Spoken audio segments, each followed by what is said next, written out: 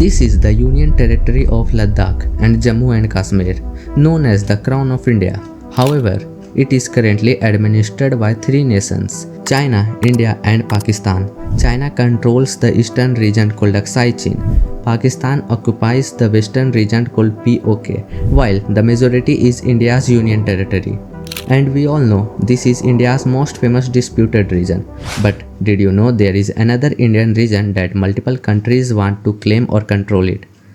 This is the Andaman and Nicobar Islands, located over 1200 km from mainland India. This archipelago is one of the most strategic locations, not just for India, but for entire world.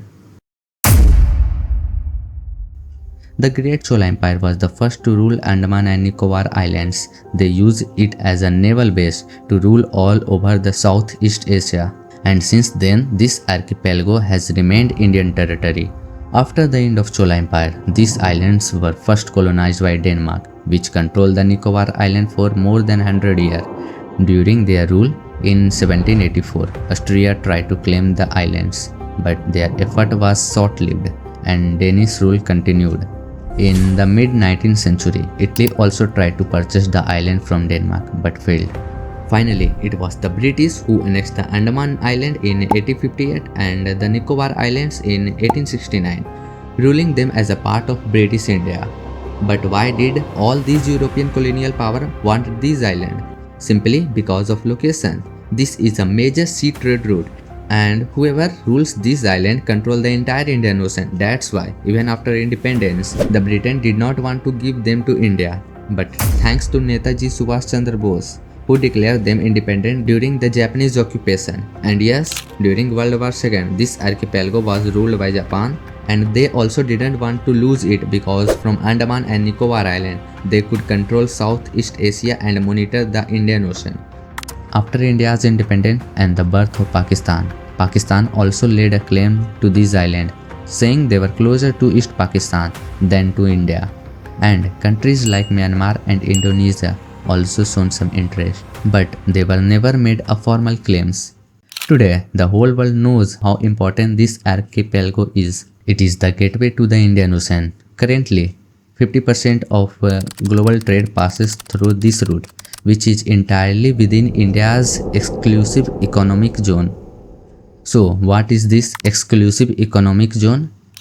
It is the official sea boundary of a country, extending up to 200 nautical miles, which is around 370 km from the coast, giving that nation right all over the resources which is present in their exclusive economic zone. The Andaman and Nicobar Island give India a massive exclusive economic zone that covers this entire trade route. This means, in a war-like condition, the Indian Navy can block this sea route because that 100% Indian area. This is a huge concern for countries like China, whose 80% of trade and energies passes through this region. And few days ago, I uploaded a shorts on the topic what if India blocked China's trade route. Guess what? People from Pakistan got mad. It's look like education is illegal in Pakistan. They call it dream. Seriously? Dream? Bro, there is an entire ocean named Indian and you call it dream? Some said Chinese Navy is strong and will crush the Indian Navy. Yes, the Chinese Navy is strong, but that route is in the Indian exclusive economic zone. This means India can block any Chinese trade ship without anyone's permission. And the Chinese Navy can't do anything about it, no matter how strong they are. Because that sea is an integral part of India. Even China knows their economy will collapse if India blocks this trading route during a war. But here is one question, what if China also block route for India?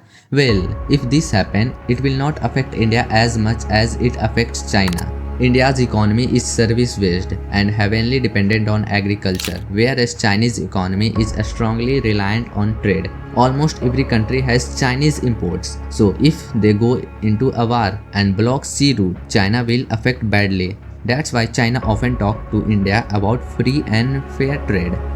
They know who has the advantage. And it's not just China. Countries like Japan, South Korea and European Union depend on this route too. From Lakshadweep to Andaman, India sits on the world's most critical energy and trade corridor.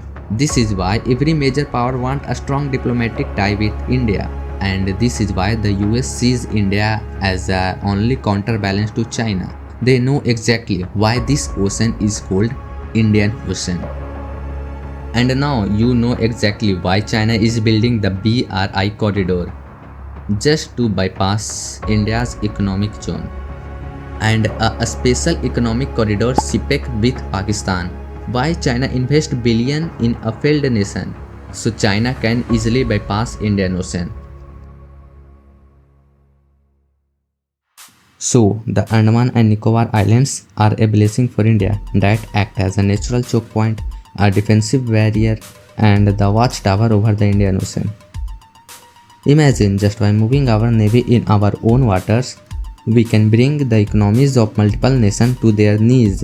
Enjoying in its own exclusive economic zone is enough to collapse the economy of multiple nations. That's what makes the entire ocean India.